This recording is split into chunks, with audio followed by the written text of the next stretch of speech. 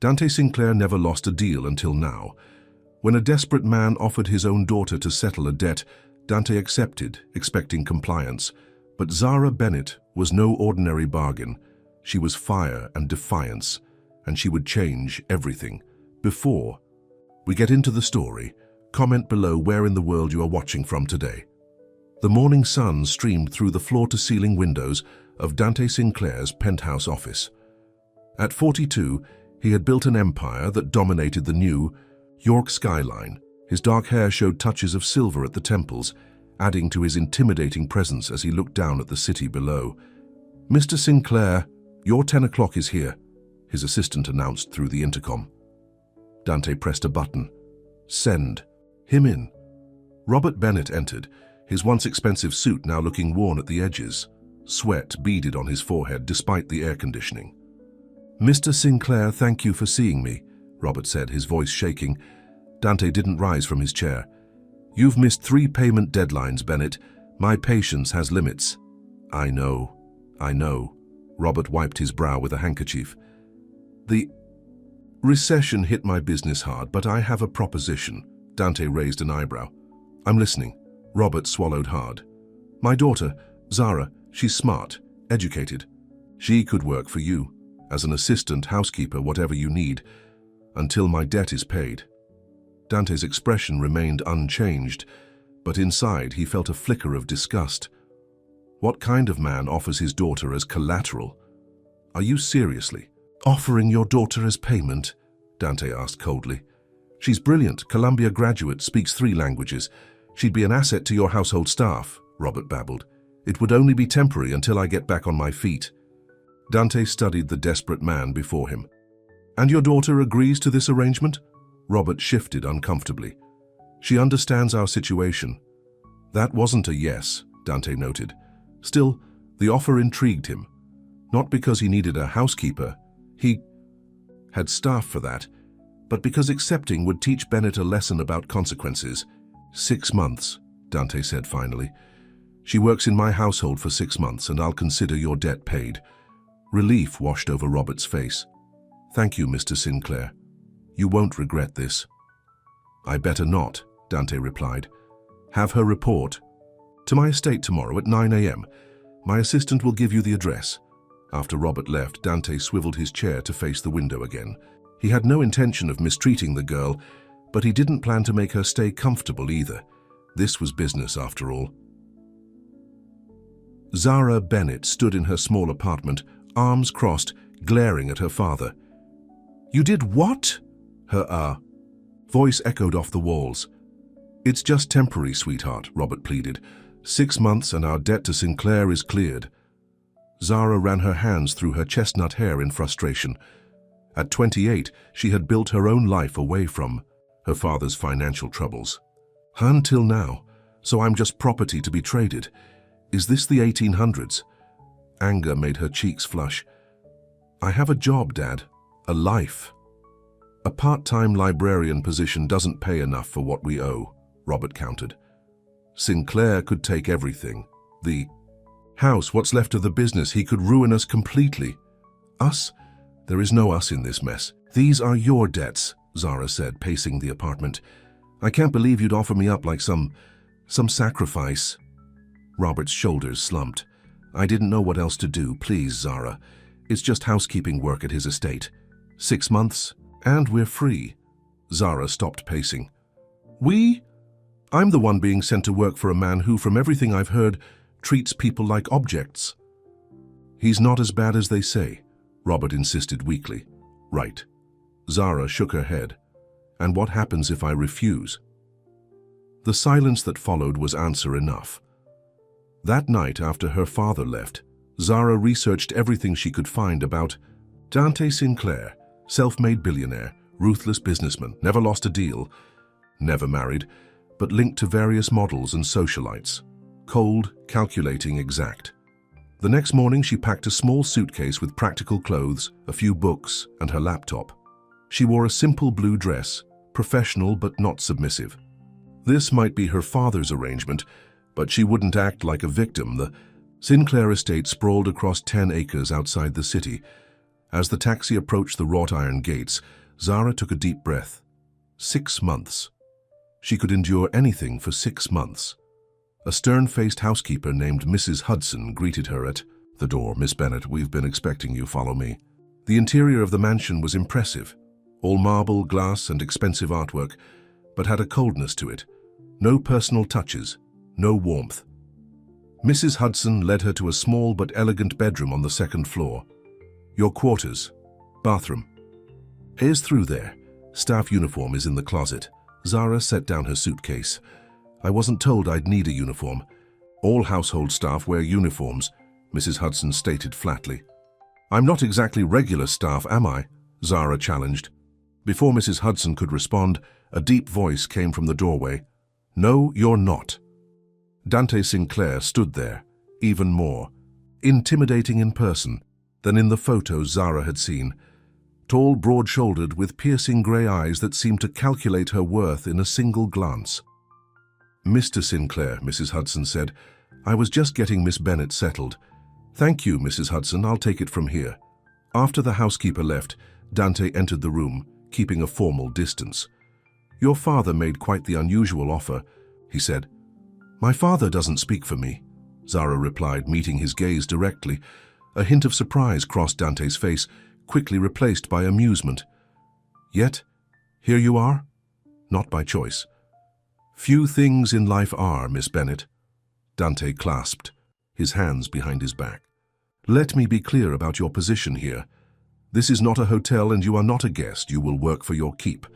"And what exactly will my duties be?" Zara asked, her heart pounding but her voice steady. "I need someone to organize my personal library. Thousands of books, no proper system." He studied her face. "Your father mentioned you work at a library." Zara nodded cautiously. "I do. Then you should find the task suitable. You'll also assist with dinner arrangements when I have business guests." He glanced around the room. "Any questions?"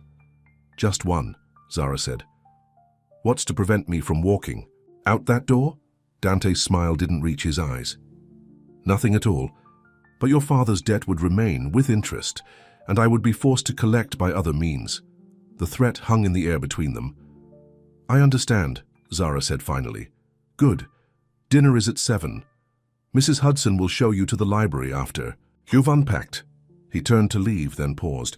"Oh, and Miss Bennet, no uniform necessary for the library work, but for dinner service, proper attire is required." After he left, Zara sat on the bed, fighting back tears of frustration. She wouldn't let him see her cry. Not now, not ever. To the Sinclair. Library was magnificent. 2 stories of wall-to-wall books, rolling ladders and reading nooks with plush leather chairs. Under different circumstances, Zara would have been ecstatic to work here. Mrs. Hudson left her with a tablet. "Mr. Sinclair has loaded the cataloging software. He expects daily progress reports." Alone among the books, Zara allowed herself to relax slightly. This wasn't so bad. At least she could lose herself in literature. She was halfway up a ladder reaching for a first edition Hemingway when she heard footsteps. Careful. That one's worth more than most people make in a year. Dante stood below, watching her with those calculating eyes. Zara clutched the book to her chest. "I know how to handle rare books, Mr. Sinclair. It's my job." "Was your job," he corrected. She descended the ladder, refusing to be intimidated by his presence. "Is there something you need?" "Just checking your progress." He glanced around at the stack she'd already organized. "Not bad for a first day." "Did you expect me to fail?" Zara challenged. "I didn't expect anything, Miss Bennet. That's why I'm here." He took the Hemingway from her hands, his fingers briefly brushing hers. "I have business clients coming for dinner tonight. You'll be serving." "I'm not a waitress." "Tonight you are." His tone left no room for argument. "Mrs. Hudson has your attire ready." The attire turned out to be a simple black dress. Professional, not demeaning, which surprised Zara. Still, as she served drinks to Dante and his 3 business associates later that evening, she felt like a prop in his power play. "Dante, you've outdone yourself," said a silver-haired man named Marshall. "The food, the wine, even the service." He winked at Zara. She kept her expression neutral as she refilled his glass. "Miss Bennet is temporary," Dante said, smoothly. Working off a family debt. Marshall laughed. Always the businessman. Tell me, does she come with the deal when we sign? Zara's hand tightened on the wine bottle, but before she could react, Dante cut in coldly. That's enough, Marshall. Miss Bennett is my employee, not part of any negotiation. The rebuke silenced the table. Zara glanced at Dante, surprised by his defense, but his face revealed nothing. Later, as she collected the dessert plates, Marshall cornered her in the hallway to the kitchen. Don't let Sinclair fool you, honey, he said, his breath heavy with whiskey. Men like us see everything as property. Zara stepped back. Excuse me, I need to finish clearing. Marshall blocked her path. What's your hurry? The dishes can wait. The lady asked you to move. Dante stood in the doorway, his expression dangerous. Marshall backed away immediately. Just making conversation, Dante. Your car is waiting, Dante said coldly.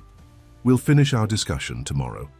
After Marshall left, an uncomfortable silence fell between Zara and Dante. Thank you, she said finally, for intervening. Don't mistake it for chivalry. I protect my investments. He took the plates from her hands. You're done for tonight. Mrs. Hudson can finish up. Before she could respond, he walked away, leaving Zara confused by the man who treated her like property one minute and defended her the next. Days turned into weeks. Zara fell into a routine, mornings and afternoons in the library, occasionally serving at Dante's business dinners. She avoided him when possible, which wasn't difficult given his busy schedule. One rainy evening, she was curled up in a library chair with a book when Dante found her. Miss Bennett, it's past midnight, Zara startled. I lost track of time, clearly. He gestured to the book. What's so engaging? Austen. Pride and Prejudice. A hint of a smile touched his lips. Ah, Elizabeth Bennet. Fitting. Because she stands up to a rich, arrogant man? Zara closed the book. Because she judges too quickly, Dante countered, sitting in the chair opposite her. Zara studied him, realizing this was the first real conversation they'd had. Is that what I'm doing? Judging you? Aren't you? The cold-hearted businessman who collects on debts and treats people like commodities. His directness surprised her. You haven't exactly proven that perception wrong, haven't I? He leaned forward. You have a comfortable room, meaningful work, and I've kept my distance. What more could you ask for in your situation? Not to be in this situation at all, Zara replied. Dante's expression hardened. That's between you and your father. I merely accepted an offer. An offer no decent man would have taken, Zara shot back. Decent? Dante laughed without humor. In my world, Miss Bennet, decency is a luxury few can afford. Your father borrowed money he couldn't repay. There are consequences. And I'm paying them, she said bitterly. Dante stood. We all pay for others' mistakes one way or another. He headed for the door, then turned back. I'm hosting a charity gala here tomorrow night. You'll be needed. As a servant? Zara couldn't keep the edge from her voice. As my personal assistant, Dante corrected. Wear something appropriate. After he left, Zara hugged the book to her chest, trying to make sense of the enigma that was Dante Sinclair. Just when she thought she had him figured out, he showed another side of himself. The next evening, wearing a simple black cocktail dress she'd packed, Zara stood at Dante's side, fielding questions, taking notes on potential donors, and generally, making herself useful. It was strange being introduced not as staff, but as Miss Bennet, my assistant. You're full of surprises, Dante murmured between introductions. You handle yourself well in this crowd. I've attended charity events before, Mr. Sinclair. My mother was involved with several foundations before she passed. Something like genuine interest crossed his face. I didn't know. Your father never mentioned your mother. My father rarely mentions anything that doesn't directly benefit him, Zara said, then immediately regretted her candor. To her surprise, Dante didn't rebuke her. Instead, he guided her to a quieter corner of the ballroom. We all have complicated relationships with our parents, he said. My father taught me that everything has a price. Power, respect, loyalty, all of it can be bought and sold. That's a cold way to see the world, Zara replied. It's a cold world, Miss Bennet. His grey eyes met hers. At least, it has been in my experience.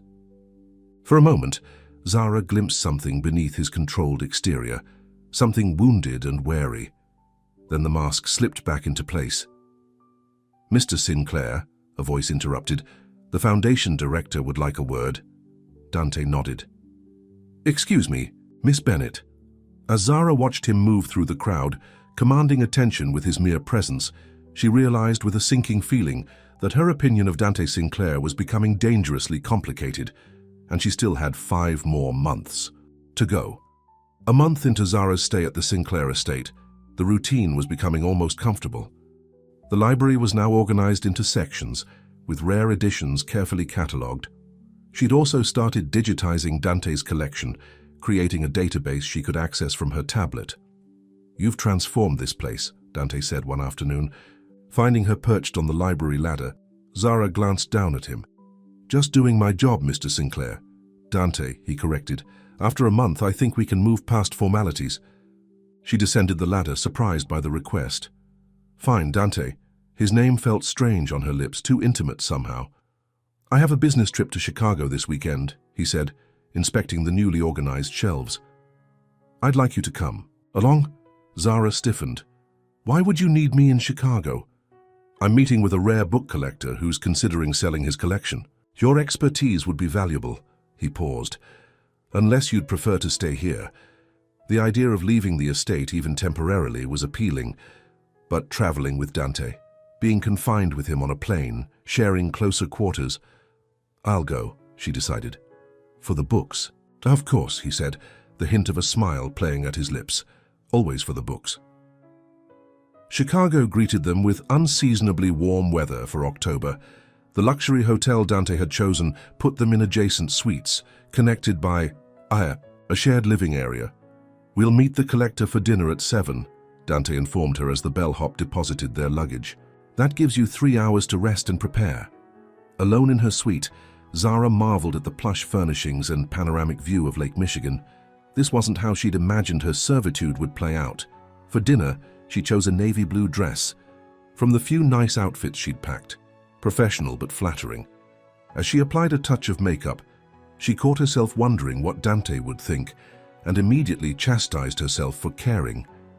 When she emerged into the shared living area, Dante was waiting. He wore a tailored charcoal suit that emphasized his broad shoulders. For a moment their eyes met and something electric passed between them.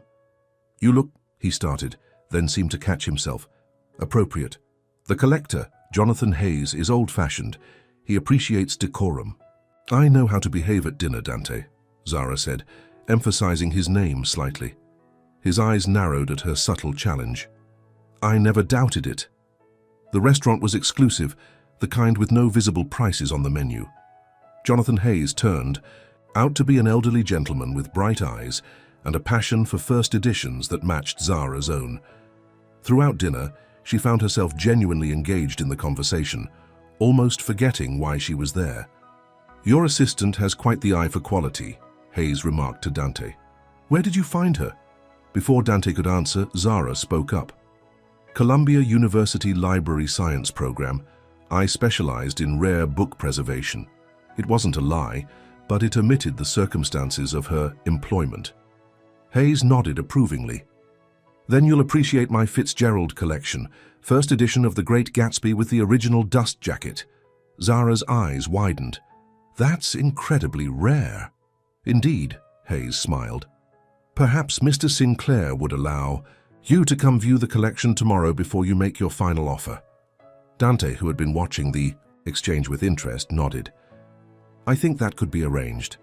Later, as they walked back to the hotel through the mild evening, Zara felt lighter than she had in weeks. You enjoyed that, Dante observed. I did, she admitted.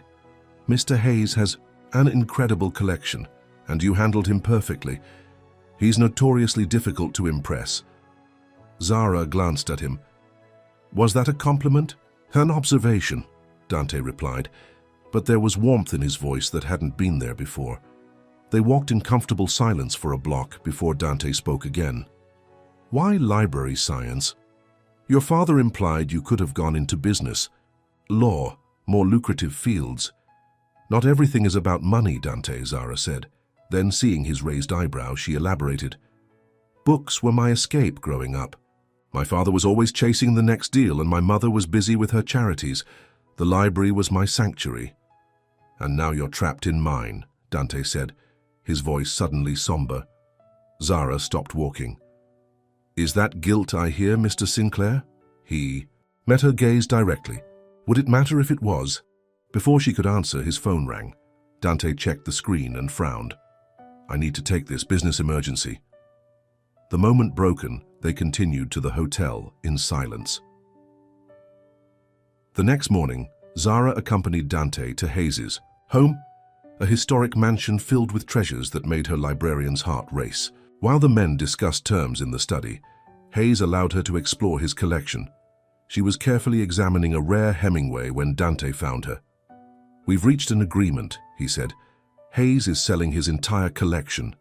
Zara carefully replaced the book. That's wonderful. His collection will be a perfect addition to your library. Dante studied her face. Our library. The possessive pronoun, shared rather than singular, caught her off guard. You've put as much work into it. As I have, he continued.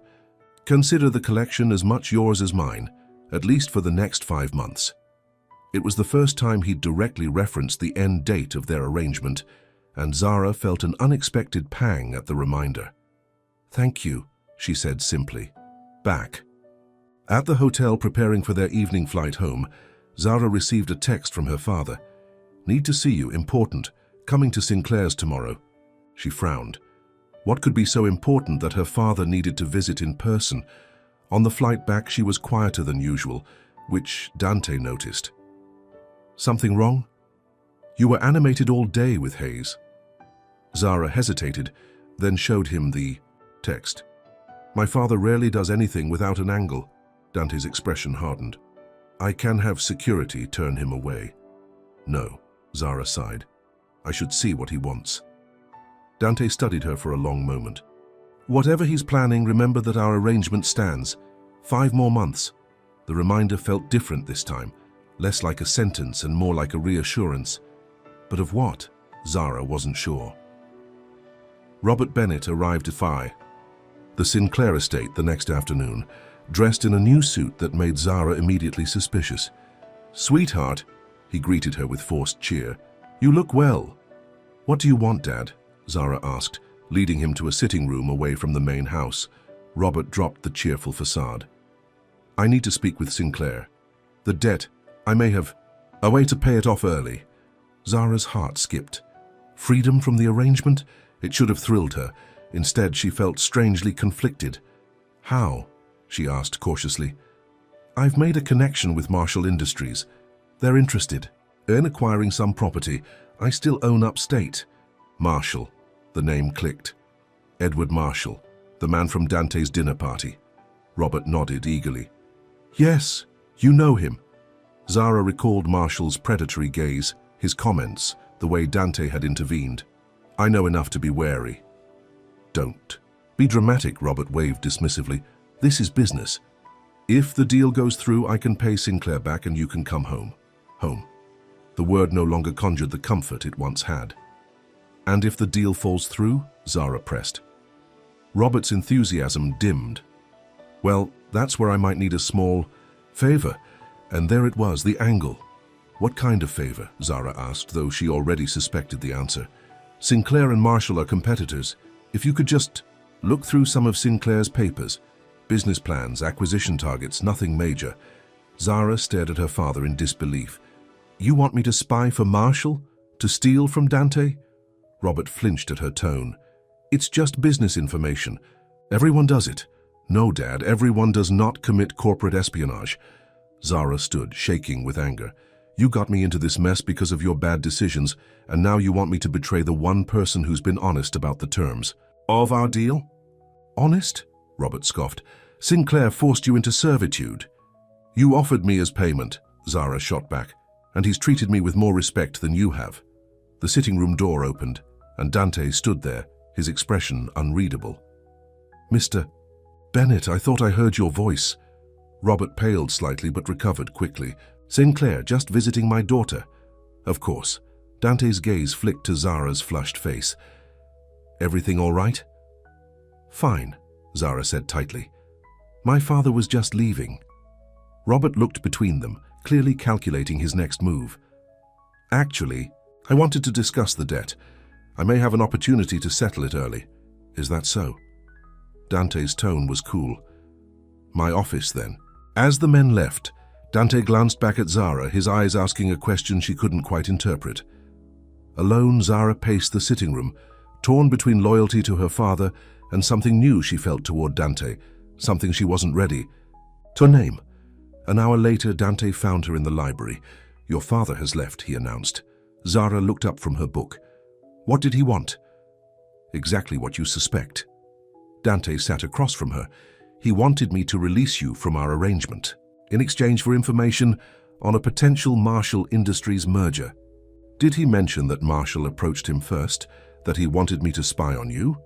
Dante's expression darkened. No, he omitted that detail. They sat in silence for a moment, the weight of Robert's betrayal hanging between them. Thank you, Dante finally said. Zara blinked in surprise. But for what?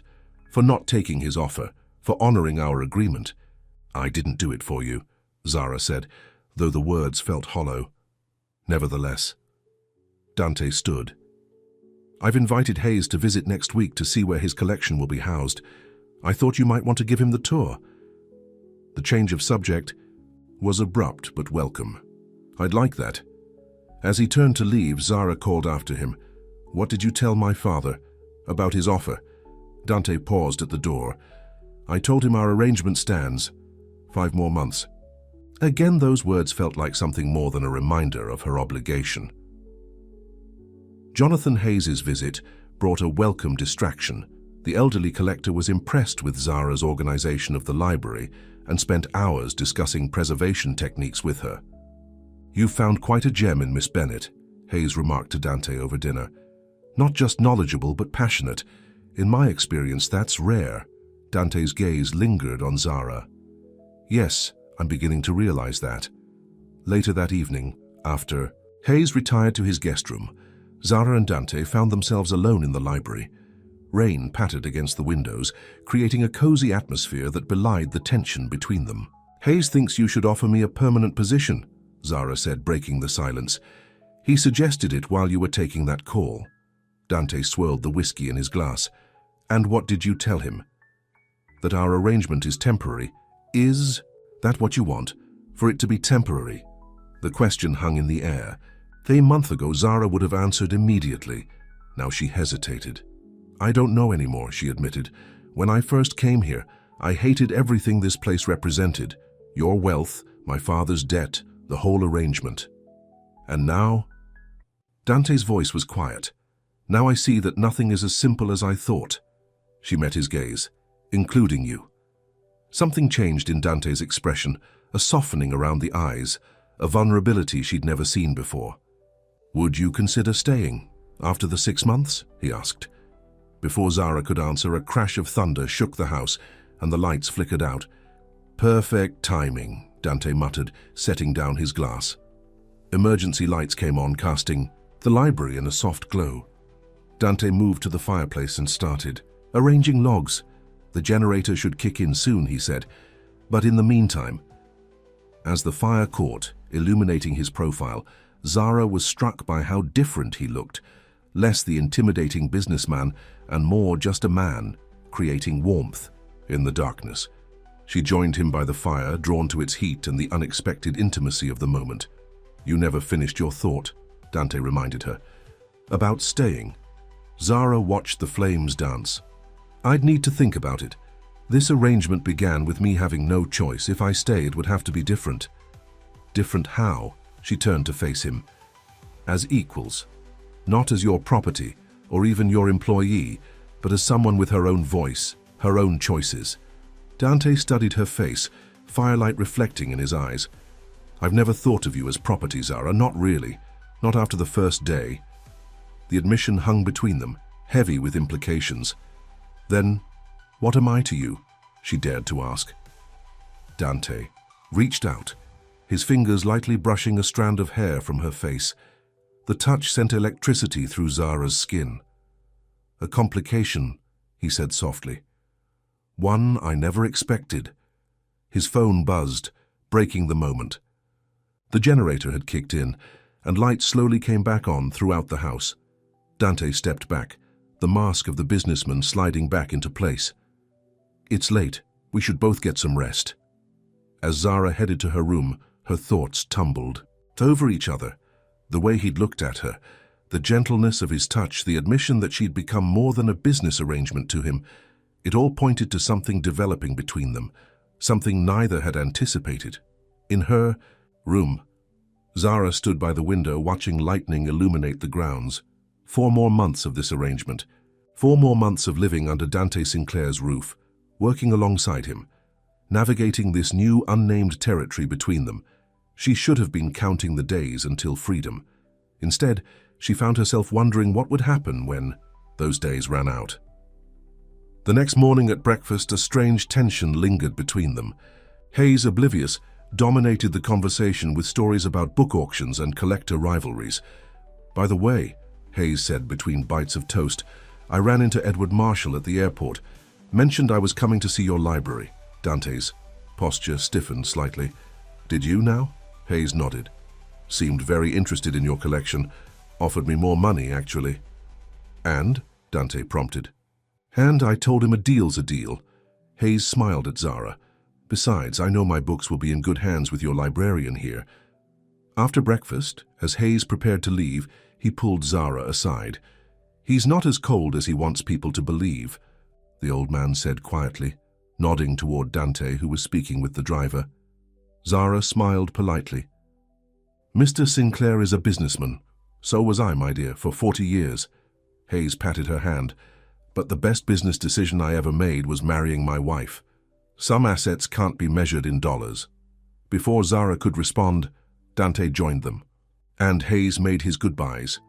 As the car pulled away, Dante turned to Zara. "What was that about?"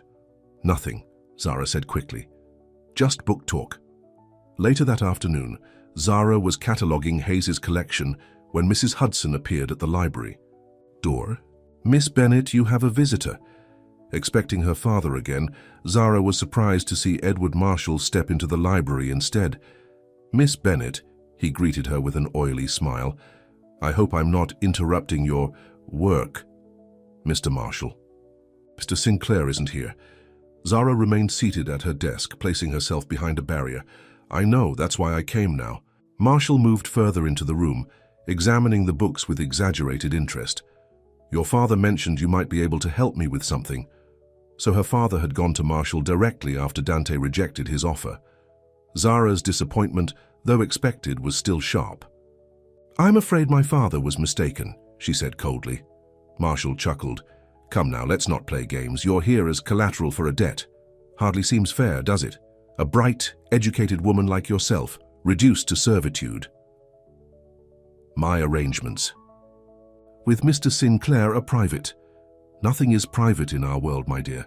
Marshall perched on the edge of her desk. "I can make that debt disappear, set you free. All I need is a peek at Sinclair's acquisition plans." Zara stood, putting distance between them. "I think you should leave." Marshall's friendly facade slipped. "Don't be foolish. Sinclair sees you as property, a payment. I'm offering you a way out. No, you're offering me a chance to betray someone's trust. There's a difference." Marshall's eyes narrowed. "Trust?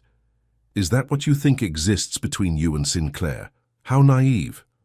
"What's naive is thinking I would help you," Zara retorted. A slow clap from the doorway drew their attention. Dante stood there, his expression thunderous. "Marshall, in my house, uninvited." His voice was dangerously quiet. "You have 30 seconds to leave before security escorts you out." Marshall straightened his jacket, unfazed. "Just having a friendly chat with your librarian. Remarkable woman. Loyal, too. You should give her a raise." Dante stepped aside, pointing to the exit. 20 seconds. With a last smirk at Zara, Marshall sauntered out. Dante waited until he heard the front door close before turning to her. Are you all right? Zara nodded, though her hands were shaking slightly. Fine, just surprised to see him here. What did he want? Dante asked, though his tone suggested he already knew. The same thing my father wanted. Information in exchange for paying off the debt. Zara sank back into her chair. My father must have gone to him after you refused. Dante's jaw tightened. Your father is playing a dangerous game. My father has always played games with other people's lives, Zara said bitterly. I'm used to it. You shouldn't have to be. Dante moved closer, his anger now tinged with concern. Marshall is more dangerous than your father realizes, if he's targeting you to get to me. I can handle myself, Zara assured him, though the confrontation had left her more shaken than she wanted to admit. Dante studied her face. I know you can, but you shouldn't have to. He hesitated.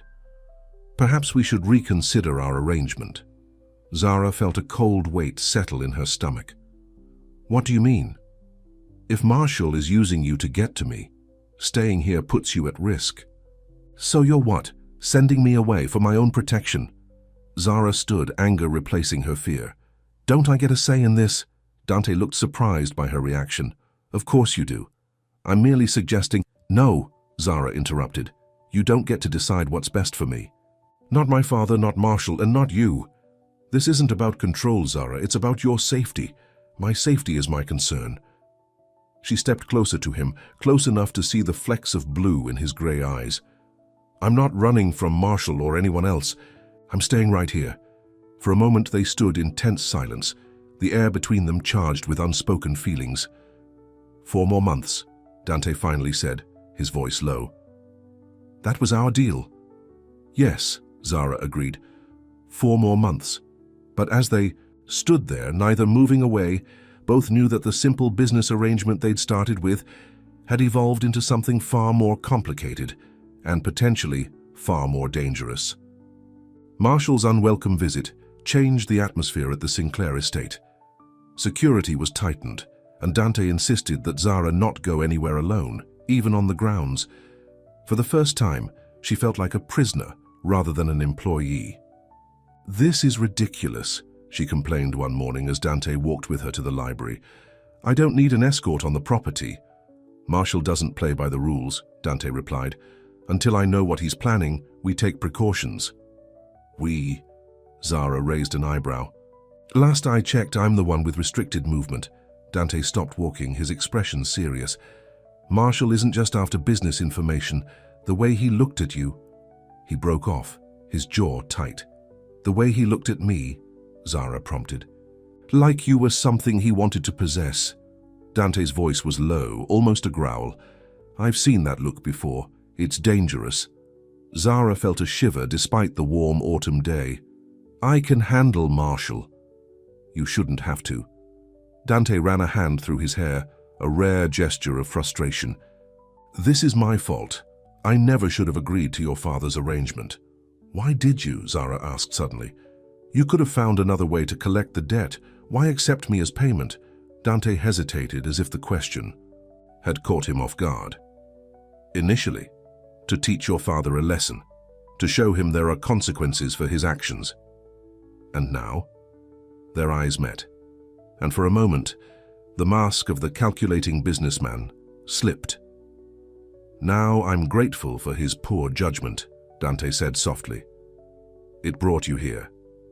The admission hung in the air between them, altering something fundamental in their relationship. Before Zara could respond, Dante's phone rang. Sinclair, he answered sharply, then listened, his expression darkening. When? I see. No, don't. Do anything until I arrive. He ended the call, his professional demeanor back in place. There's been a security breach at the office. I need to go. What kind of breach? Zara asked, concerned. Someone accessed my private files. Dante was already texting his driver. I'll be back this evening. Don't leave the property and stay close to the house. As he strode away, Zara called. After him, Is it Marshall? Dante paused. That's what I intend to find out. Alone in the library, Zara tried to focus on cataloging, but her mind kept returning to Dante's words. Now I'm grateful for his poor judgment. It brought you here. What did that mean for their arrangement? For the time they had left, 3.5 months remained of her 6-month sentence. The thought of leaving, once her only comfort, now filled her with an unexpected emptiness. She was shelving books when her phone buzzed with a text from an unknown number. Need to talk. Important. Meet at the Rosewood Cafe downtown. 2 p.m. Dad? Zara frowned. After the Marshall incident, the last person she wanted to see was her father. But maybe he had information about what was happening. She texted back, "Can't leave the estate. Security concerns." The reply came quickly. "Emergency, please, Zara. Last time I'll ask for anything." Against her better judgment, Zara made a decision. She found Mrs. Hudson in the kitchen. "I need to run into town," she said casually, "just for an hour or two." Mrs. Hudson looked skeptical. "Mr. Sinclair was very clear about you staying on the property today." "It's important family business," Zara insisted. "I'll take full responsibility." After a moment's hesitation, Mrs. Hudson nodded reluctantly. "Take the gardener's truck. Less conspicuous than calling a car." The Rosewood Cafe was a small upscale establishment near the center of town. As Zara entered, she scanned the tables for her father but didn't see him. "Miss Bennett," a hostess approached. "Your party is waiting in the private room." Alarm bells rang in Zara's mind, but curiosity pushed her forward. "Thank you." The private dining room was dimly lit. As she stepped inside, the door closed behind her. Instead of her father, Edward Marshall sat at the table, a smug smile on his face. "Miss Bennett, so glad you could join me." Zara turned to leave, but the door had been locked from the outside. "Let me out," she demanded. "In a moment," Marshall said smoothly. "First, we need to have a little chat. I have nothing to say to you." Zara kept her distance, positioning herself near a heavy table lamp that could serve as a weapon if needed. Marshall chuckled. "So loyal to Sinclair. It's almost touching." He slid a folder across the table. "But before you throw away your freedom, for him you might want to see this." Against her better judgment, Zara opened the folder. Inside were photographs of her mother with a much younger Dante Sinclair. "What is this?" she asked, her voice barely above a whisper. "History," Marshall replied. "Your mother worked for Sinclair Industries before she married your father. She and Dante were close." Zara stared at the photos, her mother and Dante at a gala, at dinner, walking in a park. These prove nothing, except that they knew each other. "Oh, they knew each other quite intimately," Marshall smirked. "Your father found out, threatened to go public. Sinclair paid him off." "You're lying." But even as she said it, pieces started falling into place. Her father's mysterious financial windfall when she was a child, the way he'd always been able to secure loans despite his poor business record. "Am I?" Marshall leaned forward. "Ask yourself. Why would Sinclair agree to your father's absurd offer? Accept a woman as payment for a debt? Because he recognized your last name? Because he saw a chance to have the daughter of the woman who got away?" "You're disgusting," Zara spat, shoving the folder back at him. "I'm practical," Marshall countered, "and I'm offering you freedom. Walk away from Sinclair, and I'll pay your father's debt." "What do you get out of this?" Zara asked suspiciously. "The satisfaction of taking something Sinclair values." Marshall stood, straightening his suit. "Plus your help navigating his rare book collection. I understand there are some very valuable first editions that might contain sensitive information." So that was it. Marshall thought Dante was hiding something in his collection, something worth all this elaborate manipulation. "I'll need time to think," Zara said, buying herself space. Marshall nodded, seemingly pleased with her response. "Take 24 hours, but remember, Sinclair has been playing you from the beginning. He's not the man you think he is." As the door unlocked and Zara hurried out, her mind raced. Was Marshall telling the truth? Had Dante known who she was all along? Was this entire arrangement some twisted game of revenge or possession? By the time Zara returned to the estate, the sun was setting. She parked the gardener's truck and headed for the main house, conflicted and confused. Dante was waiting in the foyer, his expression a storm of emotions. "Where the hell have you been?" Out, Zara replied flatly. Out? Dante repeated incredulously. I specifically asked you to stay on the property. Asked or ordered, Zara challenged, her earlier confusion hardening into anger. I'm not your prisoner, Dante. No, you're my responsibility. His voice rose, then he caught himself, lowering. Thomas Marshall was behind the security breach. He accessed files containing personal information, including yours. What kind of personal information? Zara asked warily. Dante hesitated. Background checks. On you and your family. Standard procedure for all my employees. Standard procedure? Or were you looking for something specific? Zara pulled the photos from her purse, tossing them onto the entry table. Like confirmation that you knew my mother? Dante froze, his eyes fixed on the images. Where did you get these? From Marshall, Zara said coldly. Who I met because my father set me up. Again. Marshall, Dante repeated, anger replacing shock. What else did he tell you? That you and my mother were lovers, that my father blackmailed you, that this whole arrangement was your way of getting back at him, or maybe at her. Zara's voice shook slightly. Tell me he's lying, Dante. Tell me you didn't know who I was when my father offered me as payment. Dante was silent for a long moment, his expression unreadable. When he finally spoke, his voice was tight with control. Your mother and I were involved briefly before she met your father. When she ended it, I respected her decision. And the blackmail? The payoff? Dante's jaw clenched. Your father discovered our past relationship years after they were married. He threatened to reveal details that would have hurt your mother's reputation. I paid him to keep quiet. Not for my sake, but for hers. And me? Zara asked, her heart pounding. Did you know who I was when he brought me here? Yes, Dante admitted quietly. I recognized your surname when he made the offer. The confirmation hit Zara like a physical blow. So, this was all some sick game. Take the daughter as payment for the mother's rejection? No, Dante moved toward her, but Zara stepped back. It wasn't like that. When your father made the offer, I was angry. I wanted to teach him a lesson, but I never intended to hurt you. But you did hurt me, Zara said, her voice breaking. You let me believe this was just business. You let me She stopped, unable to finish the thought. Start to what? Dante pressed, his eyes searching hers. It doesn't matter now. Zara turned toward the stairs. I want to leave. Tonight. Zara, please. Dante's voice held an emotion she'd never heard from him before. Desperation. Let me explain everything. Not just pieces that Marshall twisted to serve his agenda. Why should I believe anything you say? You've been lying to me from the beginning. Not about everything, Dante said quietly. Not about how I feel now. Zara paused on the stairs, not turning back. And how do you feel? Dante was silent for so long she thought he wouldn't answer. When he did, his voice was raw with honesty, like a man who built his life on power and control only to discover that the one thing he truly wants can't be bought or owned. The words hung in the air between them, heavy with implication. I need time, Zara finally said. To think. Take all the time you need, Dante replied. But please don't leave. Not like this, not with Marshall out there. Zara nodded once, then continued up the stairs, her thoughts in turmoil.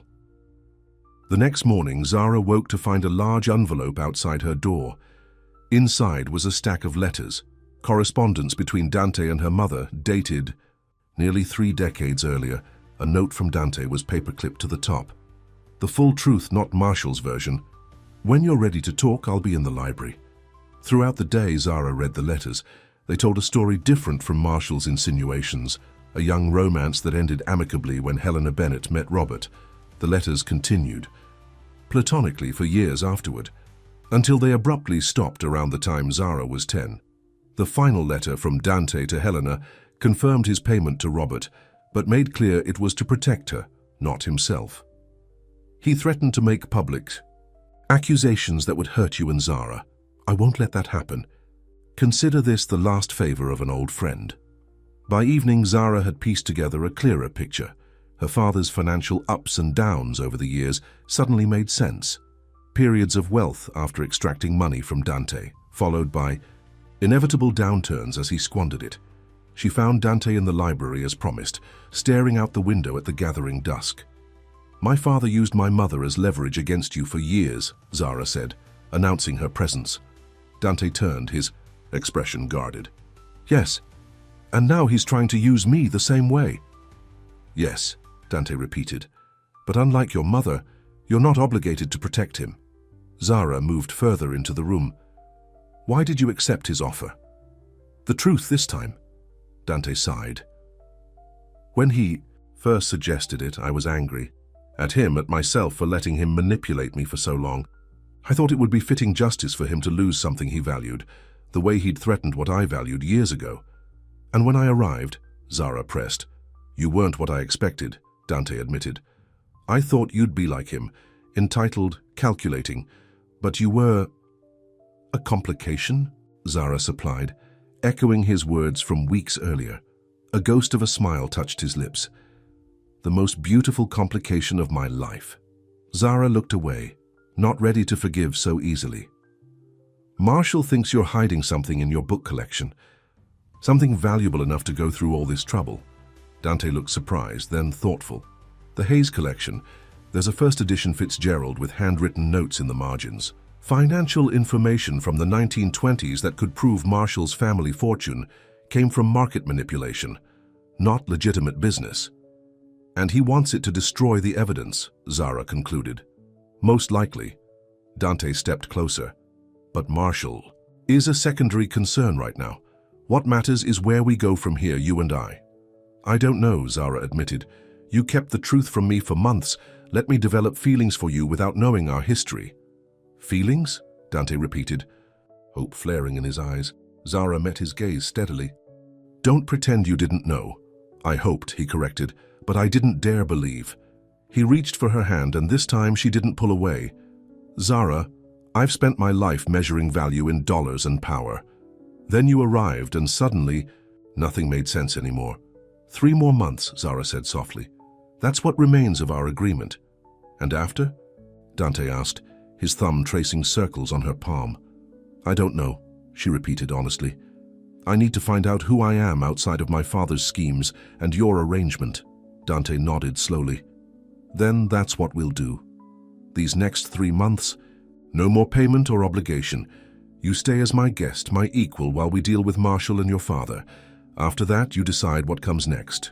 His offer of freedom, real freedom without conditions, touched something deep within Zara. But before she could respond, the library phone rang. Dante answered, his expression quickly darkening. "When?" he demanded. "How bad?" When he hung. His face was grim. "Your father's been in an accident. He's at Metropolitan Hospital." And the hospital corridor was sterile and bright, a sharp contrast to the dimly lit library they'd left behind. Zara paced while Dante spoke with the doctors. Finally, he returned with news. "Broken leg, concussion, some internal bruising. He's stable but sedated." "What happened?" Zara asked. "His car went off the road near Marshall Industries. Police say no other vehicles were involved, but..." Dante let the implication hang. "You think Marshall had something to do with it?" "I think your father became a liability once you didn't take Marshall's offer," Dante said carefully. Zara sank into a chair, the weight of everything crashing down on her. "This is insane. All of it. My father's schemes, Marshall's threats, our arrangement. How did we get here?" Dante sat beside her, not touching her but close enough that she could feel his warmth. "Your father made choices. So did I. So did Marshall. But you're the one who's been caught in the middle." A nurse approached, interrupting their conversation. "Miss Bennett, your father is asking for you." Robert looked smaller in the hospital bed, his usual bravado diminished by the bandages and machines. When Zara entered, his eyes widened in surprise and wariness when he saw Dante behind her. "Sweetheart," Robert said weakly.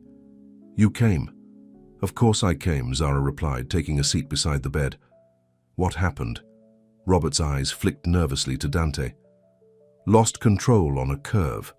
Nothing serious." "Nothing serious?" Zara repeated, incredulously. "Dad, you could have been killed." "Marshall reached out to you, didn't he?" Dante asked directly. Robert's attempt at innocence crumbled. How did you— He told Zara everything, Dante interrupted. About Helena, about your blackmail, all of it. Robert paled beneath his bruises. Zara, I can explain— Save it, she cut him off. I read the letters. I know what you did. Shame crossed Robert's face, quickly replaced by defensiveness. I did what I had to do to protect our family. You did what you always do, Zara corrected. Found someone to exploit for quick money that you then wasted. Robert seemed to deflate. Further, Marshall said if you didn't cooperate, he'd make me pay instead. I didn't believe him until— He gestured weakly at his broken body. This ends now, Dante said firmly. All of it.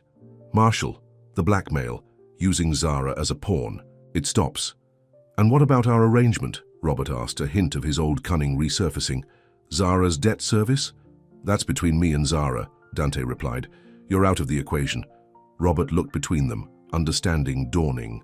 So that's how it is. You've turned my daughter against me. You did that yourself, Zara said quietly. Every time you chose money over family. A nurse entered to check Robert's vitals, giving Zara and Dante a reason to step outside. In the hallway, Dante pulled out his phone. I'm calling my security team. You'll both need protection until we deal with Marshall. What are you planning? Zara asked. To give Marshall what he wants. Sort of. A hint of the ruthless businessman returned to Dante's expression. He thinks there's evidence in those books. Let's let him find out for himself. 2 days later, Dante's plan was set in motion. Word was strategically leaked that the Hayes collection would be temporarily housed at a secure storage facility while the Sinclair library underwent renovations. The real collection remained safely at the estate, while convincing replicas were moved to the facility, including a particular Fitzgerald First Edition with carefully forged marginalia. You think Marshall will take the bait? Zara asked as they watched the decoy books being loaded into a van. People like Marshall can't resist what they believe is within reach, Dante replied. His greed will be his downfall. Sure enough, that night, security cameras captured Marshall's men breaking into the storage facility. By morning, they were in police custody, caught with the books and evidence linking them directly to Marshall. When the news broke of Edward Marshall's arrest for corporate espionage and attempted evidence tampering, Zara felt a weight lift from her shoulders. The immediate danger had passed, though her father remained in the hospital, his recovery slower than expected. It's over, Dante said as they sat in the library that evening, watching the news coverage. Marshall will be tied up in legal proceedings for years. And my father? Zara asked. His medical bills are covered, Dante assured her. Beyond that, it's up to you what relationship you want with him going forward. Zara nodded, gratitude and other more complex emotions filling her chest. Thank you for everything. Don't thank me, Dante said softly. I'm still the man who accepted you as payment for a debt. Nothing can change that beginning. No, Zara agreed. But we control what happens next. Their eyes met, and the air between them charged with possibility. 3 more months, Dante reminded her, his voice low. As equals this time. As equals, Zara echoed. She reached across the space, between them her fingers finding his, and then we'll see where we stand. As their hands entwined, Zara realized something had fundamentally shifted. The arrangement that had begun as a business transaction, a cold exchange of service for debt, had evolved into something neither of them had expected, a connection. That couldn't be measured in dollars or days. The next morning, Zara moved her things from the small bedroom she'd been assigned to a larger suite in the main wing of the house, a symbolic step from servant to equal, from obligation to choice. When she entered the dining room for breakfast, Dante stood, a gesture of respect he'd never shown before. "Good morning," he greeted her, something new in his eyes. "Good morning," she replied, taking the seat across from him. As they shared coffee and conversation, plans for the day flowing naturally between them, Zara felt a strange sense of rightness, as if they'd crossed an invisible threshold into a new territory, one where power and possession no longer defined their relationship. "I'd like to visit my father today," she said as they finished breakfast. "Will you come with me?" The request, not a demand or order from either side, hung in the air between them. "If you want me to," Dante answered simply. At the hospital, Robert seemed surprised to see them together, entering his room not as captor and captive, but as two people united by choice. "You're looking better," Zara observed, setting a vase of flowers on his bedside table. "Getting there," Robert replied, his eyes darting between them suspiciously. "What's going on with you two?" "We've come to an agreement," Dante said. "A new arrangement." Robert's eyebrows rose. "What kind of arrangement?" "That's between us," Zara replied firmly. "But I wanted you to know that the debt is settled. Whatever hold you thought you had over Dante or me, it's gone. Just like that." Robert asked incredulously. "After everything?" "Just like that," Dante confirmed. "Consider it a clean slate, for all of us." As they left the hospital, Zara felt lighter than she had in months. "He didn't believe you, you know, about forgiving the debt." "It doesn't matter if he believes it," Dante replied, taking her hand as they walked to the car. "What matters is that it's done. The past is settled." "And the future?" Zara asked, looking up at him. Dante's eyes softened as he gazed down at her. "That's still being written, one day at a time." Back at the estate, they settled into a new rhythm, working side by side in the library, sharing meals without the formality of their earlier arrangement, talking late into the night about books, family, dreams. In one of these late-night conversations, 2 weeks after Marshall's arrest, Dante finally told her everything about his relationship with her mother. "She was my first love," he admitted as they sat before the library fireplace. "We were young, ambitious. When she met your father, she recognized something in him that I couldn't give her then." "What was that?" Zara asked. "Warmth, spontaneity. I was already the man I would become, driven, focused on business above all else." Dante stared into the flames. "She told me I would never truly be happy until I learned that not everything valuable could be measured or owned." "Wise woman?" Zara murmured. "Yes," Dante agreed. "I wish I'd understood sooner what she meant." He turned to Zara, vulnerability in his eyes. "It took meeting you to finally learn that lesson."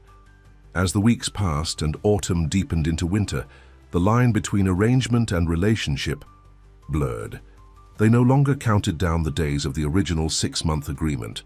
Instead, they found themselves building something new, a connection based on choice rather than obligation. Robert was released from the hospital and moved to a rehabilitation facility, his recovery progressing slowly. Zara visited him regularly, sometimes with Dante, sometimes alone.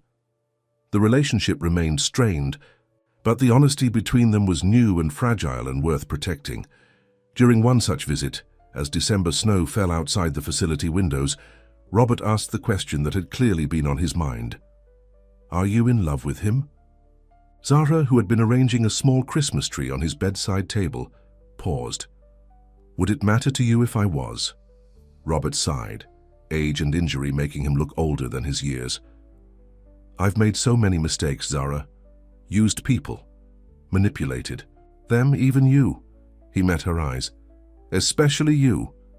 "Yes," she agreed quietly. "You have." "I don't want that for you," Robert continued. "To be with someone who sees people as assets or liabilities."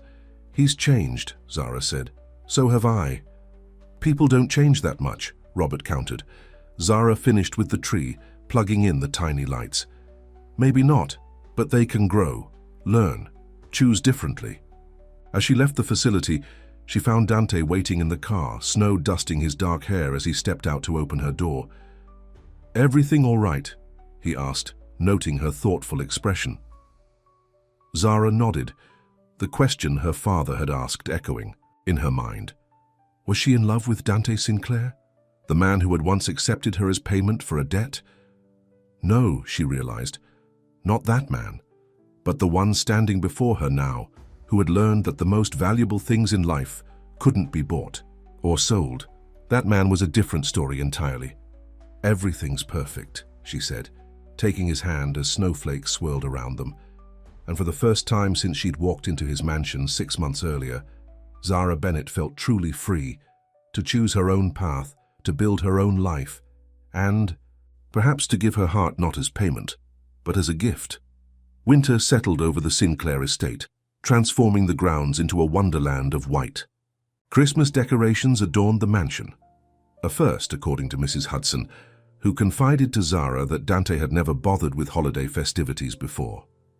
He was always away on business, the housekeeper explained as she helped Zara hang ornaments on the massive tree in the great room. Christmas was just another day to him. And now, Zara asked, curious about the change. Mrs. Hudson smiled knowingly. Now he has a reason to celebrate. The original 6-month arrangement had officially ended the week before Christmas. Dante had marked the occasion by presenting Zara with a document, formally releasing her father from all remaining debt. "You're free," he'd told her, placing the papers in her hands. "No more obligation, no more payment." Zara had stared at the document, emotions swirling. "And if I want to stay," hope had flared in Dante's eyes. "Then you stay because you choose to, not because you have to." She'd chosen to stay, at least through the holidays. What came after remained undefined, a question hovering between them that neither seemed ready to answer. On Christmas Eve, Dante hosted a small dinner party. Jonathan Hayes, Mrs. Hudson, Zara, and even Robert, who arrived in a wheelchair but seemed determined to make the effort. The evening was surprisingly warm and festive.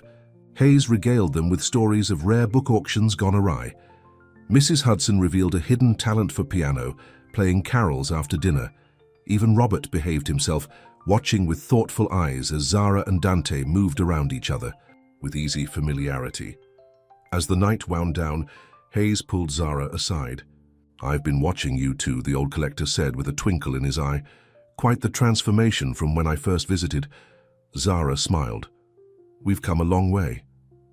"Love usually requires a journey," Hayes said simply. Later, after the guests had departed and the house grew quiet, Zara found Dante in the library. He stood by the window watching the snow fall, a glass of whiskey in his hand. "Penny for your thoughts," she said, joining him.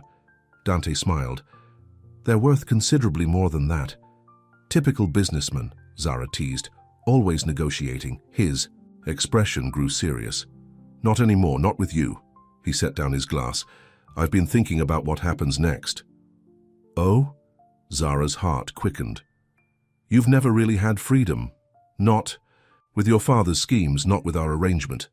Dante turned to face her fully.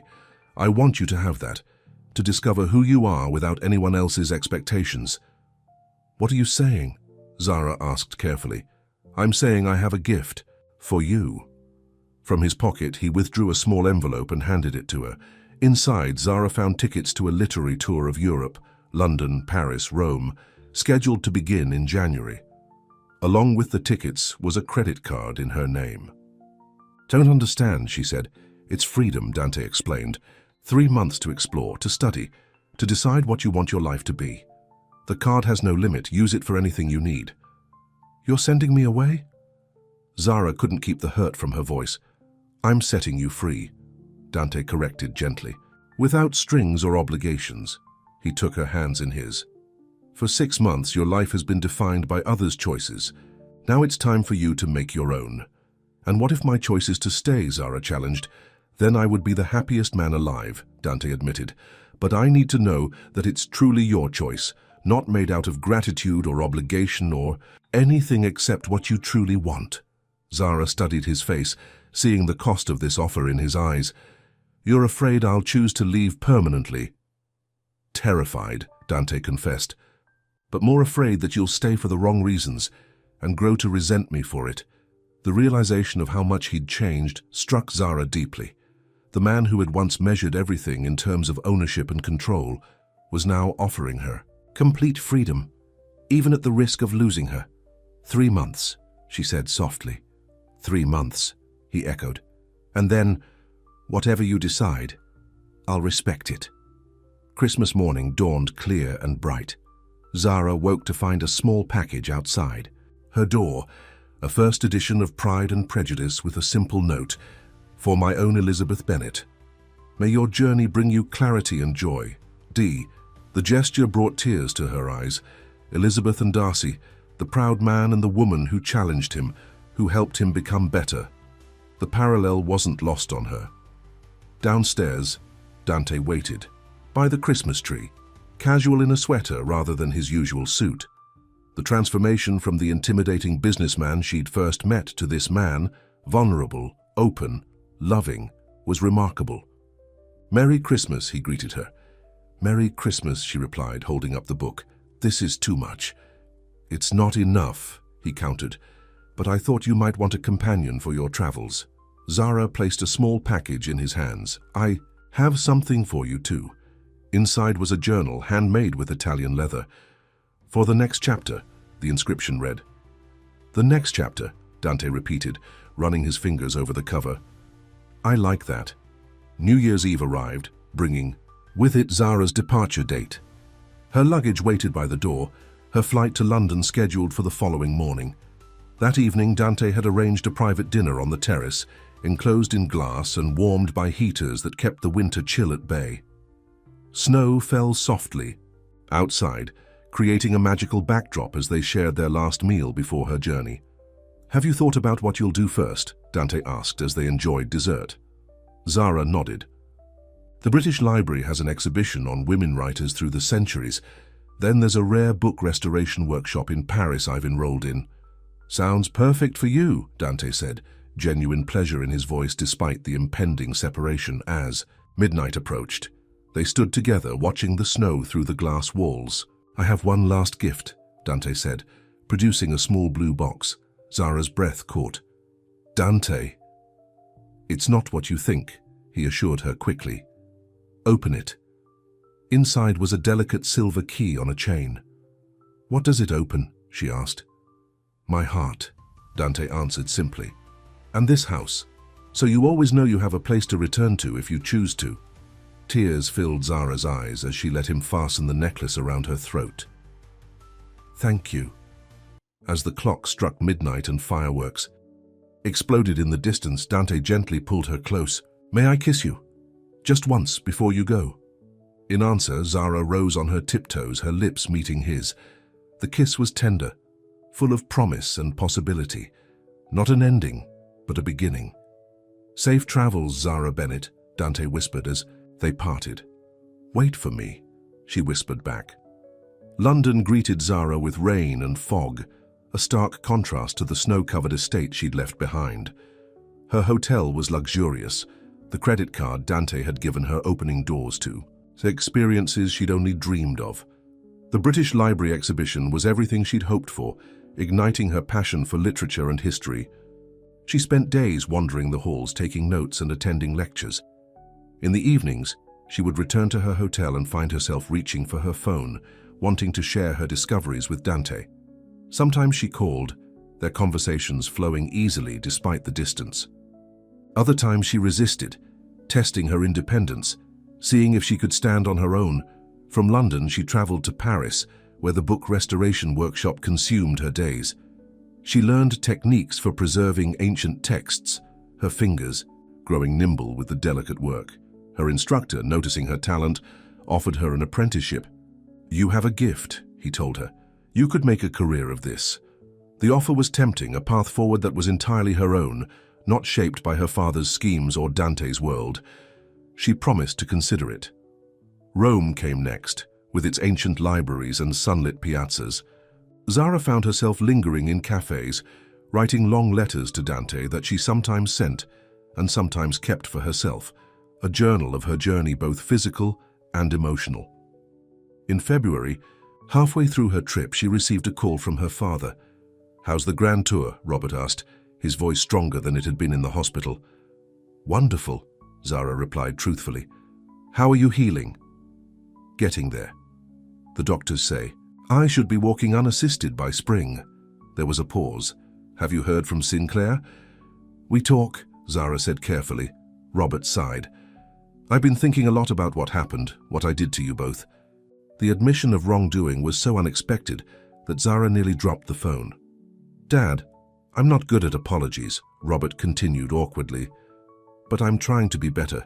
The accident, it makes you think about things differently." "It's never too late to change," Zara said softly. "That's what Sinclair said when he visited me last week." "Dante visited you?" This was news to Zara. Brought me some business proposals, actually. Legitimate ones. Robert sounded bemused. Said he thought I might have some expertise to offer. On a new venture. Something about rare book acquisitions. Zara smiled to herself, imagining Dante extending this olive branch, giving her father a chance at redemption. Are you going to take it? Thinking about it, Robert admitted. It would be a new beginning. After they hung up, Zara stood on her hotel balcony, looking out over the Roman skyline. Her father considering honest work, Dante offering second chances, herself finding her own path. Everything was changing, evolving into something new and unexpected. March brought Zara to Venice, the final stop on her journey. As she rode a water taxi through the canals, she realized with startling clarity that she was ready to go home, not to her small apartment or her father's house, but to the Sinclair estate, to Dante. The revelation wasn't a surprise, not really.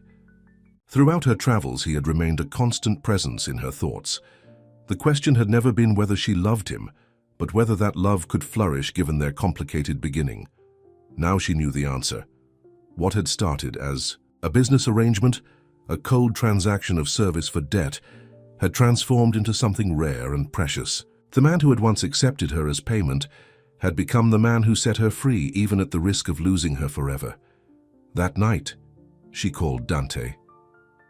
"I've been thinking about coming home," she said without preamble. There was a moment of silence, on the line. "When?" "Next week, if that's all right." "Zara," his voice was warm with emotion, "this is your home for as long as you want it to be." "And if I want it to be forever?" she asked boldly. Another pause, this one charged with hope. "Then I would say my greatest wish has been granted." "I'll see you soon," she promised. After ending the call, Zara touched the key that still hung around. Her neck. It had become a talisman of sorts, a reminder that sometimes the most valuable things in life couldn't be bought or sold, only freely given. The Sinclair estate was bursting with early spring blooms when Zara's car pulled through the gates. Standing on the front steps, waiting for her, was Dante. She barely let the car stop. Before she was out the door, rushing into his arms, he caught her, lifting her off her feet in a tight embrace. "Welcome home," he murmured against her hair. Later, as they walked through the gardens, hands entwined, Zara shared stories of her travels, the libraries she'd visited, the skills she'd learned, the offer of apprenticeship in Paris. "Will you take it?" Dante asked. "The apprenticeship?" Zara shook her head. "I've been thinking about something else, actually. Hayes mentioned that several universities are looking for rare book conservators. I could work part-time, still have time for other projects." "Like what?" Dante prompted. "Like helping you build the finest private library on the East Coast," she said with a smile. "A place where scholars could research, where children could learn to love books the way I did." Dante's eyes lit up. "A foundation! Exactly! The Sinclair Bennett Literary Foundation. I like the sound of that." Dante stopped walking, turning to face her fully. "I like the sound of our names together." Zara's heart skipped. "So do I." That evening, they returned to the library where their story had begun. The space had been transformed in Zara's absence. New reading nooks, improved lighting, display cases for the rarest volumes. "You've been busy," she observed. "I had to be," Dante replied. "Kept my mind off missing you." In the center of the room stood a new acquisition, a glass display case containing a very old, very rare book. First edition Shakespeare sonnets, Dante explained, as Zara gasped in appreciation. "I thought it could be the centerpiece of our foundation's collection." "Our foundation, our collection." The words wrapped around Zara's heart like a caress. She turned to find Dante watching her, his expression open and vulnerable, in a way the businessman she'd first met would never have allowed. "I love you," he said simply. "I think I've loved you since you stood in this library and refused to be intimidated by me. When you looked at me not as Dante Sinclair, the powerful businessman, but just as a man, flawed and lonely and in desperate need of someone who saw beyond the power and the money." Zara stepped closer, resting her hands on his chest. "I love you too, Not despite how we began, but because of the journey we took to get here. Because you were brave enough to let me go, even knowing I might not come back. The greatest risk of my life, Dante admitted, and the greatest reward. He reached into his pocket and withdrew a small velvet box. Unlike the key he'd given her at New Year's, this time there was no mistaking his intention as he knelt before her. Zara Bennett, I once accepted you as payment for a debt. Now I'm asking you to accept me, all of me, as your partner, your equal, your husband. He opened the box to reveal a sapphire ring, deep blue like the books in their library, not as a business arrangement or a transaction, but as a promise of love that can never be measured or bought or sold.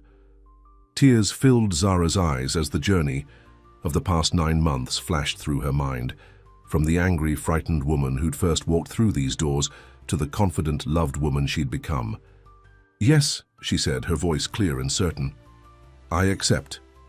As Dante slipped the ring onto her finger and rose to claim her lips in a kiss that felt like coming home, Zara knew they had both found something priceless, a love that had been tested by the past, strengthened by honesty, and finally freely chosen. 6 months later, the Sinclair estate was once again transformed, this time for a wedding. White roses and blue hydrangeas adorned the garden where Zara and Dante would exchange their vows. In a room upstairs, Zara smoothed her simple white gown, a design that favored elegance over extravagance, just as she preferred. A knock at the door revealed her father, standing without his cane for the first time since the accident. You look beautiful, Robert said, emotion in his voice. Your mother would have been so proud. Thank you, Dad, Zara replied, surprising herself with how much his approval still meant despite everything. Robert cleared his throat. I know I have no right to ask, but would you allow me to walk you down the aisle? Zara studied her father, not the schemer who had once offered her as payment for a debt, but a man trying, however imperfectly, to change. I'd like that, she said softly. Downstairs, the ceremony began. Jonathan Hayes sat in the front row, beaming like a proud grandfather. Mrs. Hudson dabbed at her eyes with a handkerchief. Friends and colleagues filled the chairs, witnessing the union of two people whose love story had begun in the most unlikely of ways. As the music started and Zara appeared on her father's arm, Dante's face transformed with a joy so pure it took her breath away. This was the man she had discovered beneath the cold exterior, warm, loving, capable of growth and change. Their vows were simple, honest promises to continue the journey they had begun together.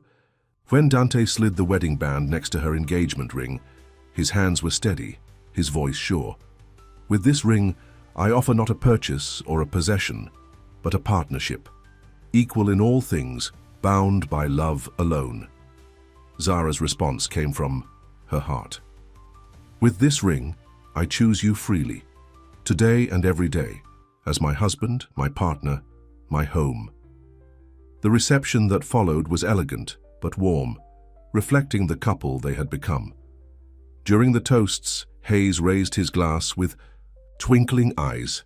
To the finest acquisition Dante Sinclair ever made, the old collector said, and to the woman who taught him that the most valuable things in life cannot be bought at any price. As evening fell and the celebration continued around them, Dante led Zara to a quiet corner of the garden. Happy? He asked, his arms encircling her waist. Beyond words, she replied, leaning into his embrace. It's strange to think how differently things might have turned out. If your father hadn't offered you as payment, if I hadn't accepted, Dante mused. If you hadn't been brave enough to let me go, Zara corrected. If I hadn't been strong enough to come back on my own terms, Dante kissed her softly. From transaction to transformation, from price to priceless, Zara agreed, sliding her hand into his. Above them, stars began to appear in the darkening sky, witnesses to a love story that had begun with a cold business arrangement and blossomed into something neither could have imagined on that first day. Something rare and beautiful and freely given, without price or measure or condition. A love worth more than all the wealth in the world. The end.